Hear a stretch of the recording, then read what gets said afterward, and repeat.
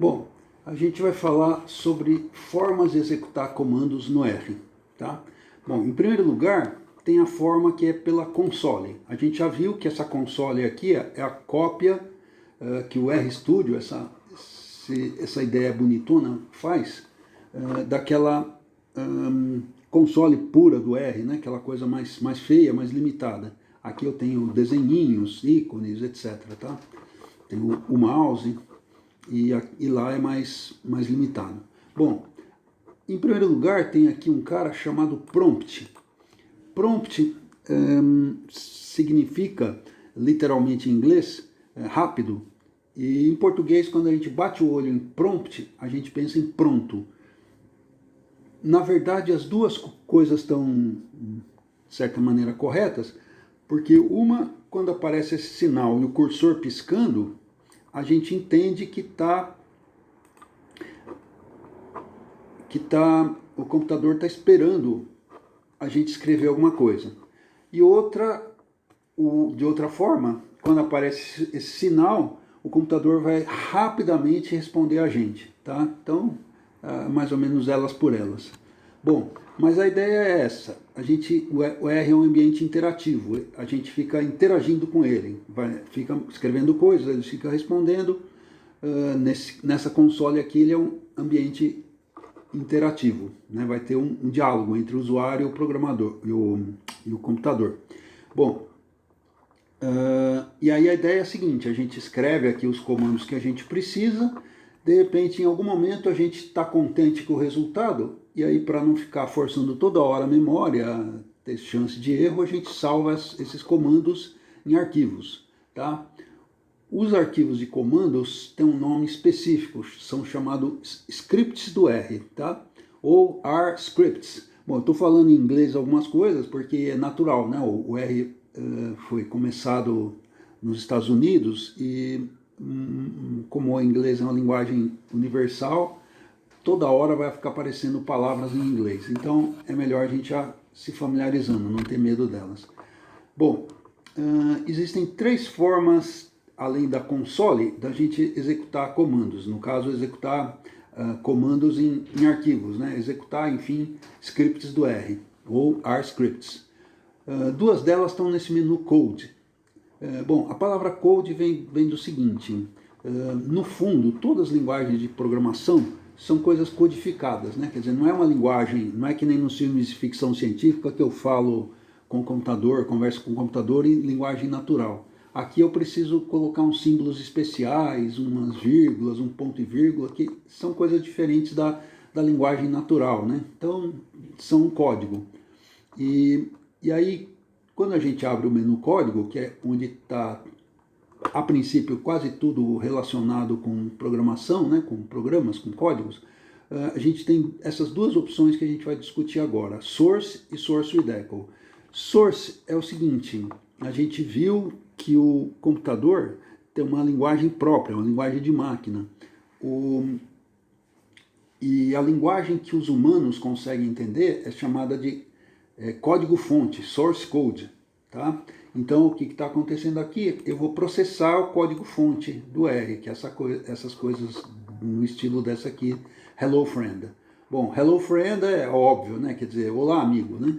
É um programinha bobo só para a gente dar algum exemplo. Esse tipo de programa a gente aprende quando está começando a programar, tá?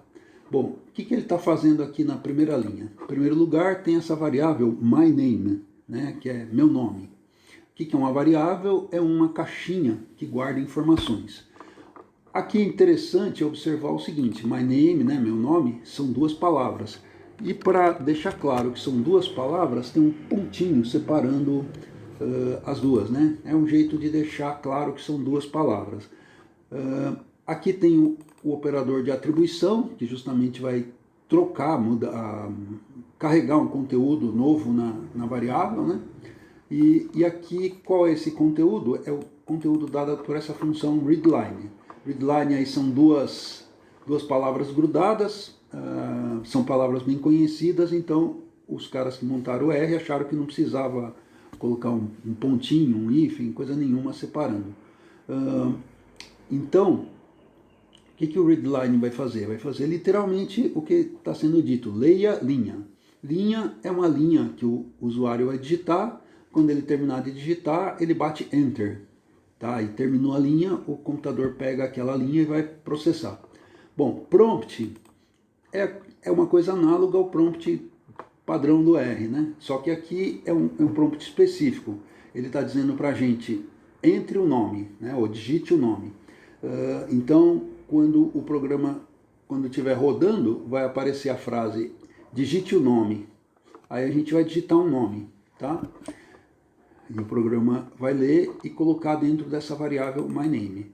Aqui tem 3 vezes a palavra cat, ou cat, né? Esse cat não é gato. Na verdade é o seguinte, os americanos não gostam de falar palavras longas, para eles tudo é curtinho. E aí o que está aí é uma espécie de uma abreviação da palavra, do verbo catenate, ou concatenate, que quer dizer concatenar. Por que isso? Esse cat ele vai fazer o seguinte, ele vai escrever coisas na linha de comando, e ele vai escrevendo, portanto concatenando, anexando, né? Até que alguém fale, acabou a linha. Aí ele quebra a linha e vai lá para baixo. Então vou ver a primeira coisa. Aqui está hello, entre aspas, tá? Como parâmetro. Então ele vai lá escrever hello. 10 milhões de vezes que o programa for rodado, esse mesmo trecho vai escrever 10 milhões de vezes a palavra hello, que aqui é uma constante, ou como se fala em computação, um literal, tá?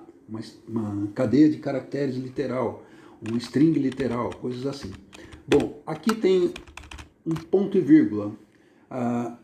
Para a gente escrever mais de um comando na mesma linha, no R, a gente separa os dois com pontos e vírgulas. Como aqui são 3 comandos, eu estou usando 2 pontos e vírgulas.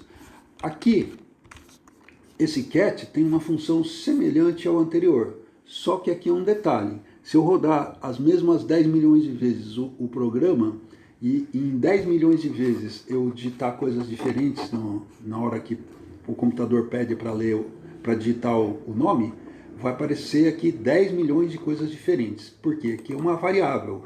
Ela vai ter o conteúdo dela variavelmente lido do teclado, do que o usuário digitar. Tá? E aqui, o último cat, como dizer oi, né, saudar alguém, termina com uma exclamação, que está o ponto de exclamação. E por último, está uma coisa estranha aqui. Essa coisa estranha chama quebra de linha, ou new line, nova linha. Ela significa o seguinte, lembra que a gente estava concatenando as coisas na linha de comando? Aqui está dizendo para de concatenar e termina a linha. Então essa função do /n. Então vamos rodar esse mesmo programinha de 2 formas, né? A primeira com eco, vamos ver o que está acontecendo. Então eu clico aqui, olha só, ele começou a executar o programa, tudo bem? O eco está ligado, echo igual a true, e aí ele copiou a linha que está sendo executada, essa linha aqui, tá? Por isso que chama echo. Além de ele executar, ele mostra o que ele está executando. Aí eu vou escrever aqui alguém. Bato Enter. Tá? Aí ele vai para a linha seguinte, né? Que aqui é uma sequência de comandos. Ele mostra de novo o que está sendo executado. E aí finalmente ele faz exatamente o que eu tinha prometido que ele iria fazer. Ele vai escrever hello, aí na tela, vai consultar o conteúdo da variável myName, escrever, vai colocar a exclamação e quebrar a linha, tá? Então, perfeito. Bom, essa forma aqui, que aparece um monte de comandos que estão sendo executados, é muito útil quando eu estou depurando o programa. Quer dizer, eu estou resolvendo os possíveis problemas do programa, estou melhorando ele para fazer mais coisas, etc. Isso aqui é útil durante o desenvolvimento, tá?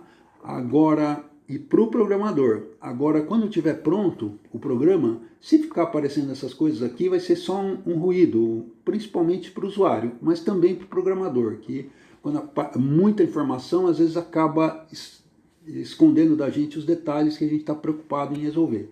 Por isso tem essa outra forma que é source, sozinho, sem o eco, tá? Aí, olha só, eu realmente executei o comando, tá falando aqui, estou executando o comando que você falou, hellofriend.r. E só que ele não copiou mais a linha que está sendo executada, tá? Aí eu escrevo alguém. Bom, eu estou preocupado com aluguel, está dando uns problemas e por isso escrevi errado, mas normal, vai dar tudo certo. Aí eu bato Enter, aí ele faz aquilo que a gente comentou de novo, né? Só que agora ele não copiou a linha. Então, depois que o programa estiver pronto e eu quero só ver os resultados dele, essa é a forma preferida. E mais ainda para o usuário que não quer ficar sabendo como que o programa foi feito, como que o programa roda e etc. Tá? Então, essa é a forma que o programador ainda usa para trabalhar. Agora vamos ver a outra forma, que é o RScript, né? O RScript. Tá vendo como é útil a gente saber, a maneira mais formal de saber de digitar um arquivo de comando, de dizer o nome de um arquivo de comandos? RScript é o nome do programa que a gente vai usar aqui, ó, RScript. Bom, a gente vai colocar aqui uma opção, quer dizer, um jeito do comando funcionar, do RScript funcionar. Vanilla aqui é um sabor, na verdade um sabor de sorvete e tal, né? No contexto dos programadores tal, significa uma opção trivial, uma opção mais básica. Em português, né, mantendo aí a ideia de comida, a gente podia traduzir por arroz com feijão, a coisa mais básica que tem, tá? E literalmente, só por curiosidade, vanilla ou baunilha a rigor o sorvete de creme, né? Que é um sorvete muito básico, meio neutro, que é usado como base para outras coisas. Mas tudo bem, é a opção mais simples que tem. E aí a gente escreve o nome do programa, hello, tá? Bom, e aí bate Enter para falar para ele, roda isso aí. Olha só que interessante, ele executou tudo, fez tudo igual, só que ele não parou para perguntar o nome. Ele até escreveu entre o nome, mas não ficou esperando eu digitar. Aí por que isso? A ideia é a seguinte, esse tipo de programa é um programa que se chama, ou se chamava antigamente de batch. Em português, hoje em dia se diz desassistido. É um tipo de programa que vai rodar sem o usuário ficar interagindo com ele, tá? Não é um programa interativo, tá? Quando eu escrevo o RScript, eu estou dizendo, ó, esse programa não é interativo, tá legal? Então ele vai ignorar os pedidos de interação, tá? Vai passar batido. E qual que é a ideia? Os programas do R, tipicamente, eles não ficam conversando com o usuário, não ficam interagindo. O usuário dá alguns parâmetros, fala, vai consultar essa base de dados, vai fazer essa conta para mim, e não fica ali pageando o programa. A vantagem desses programas batch é isso que eu falei. Eles podem ser rodados em qualquer horário, em qualquer lugar, que está tudo bem, que não vai ter necessidade de ter um usuário ali conversando. Bom, é isso por enquanto, muito obrigado, até breve.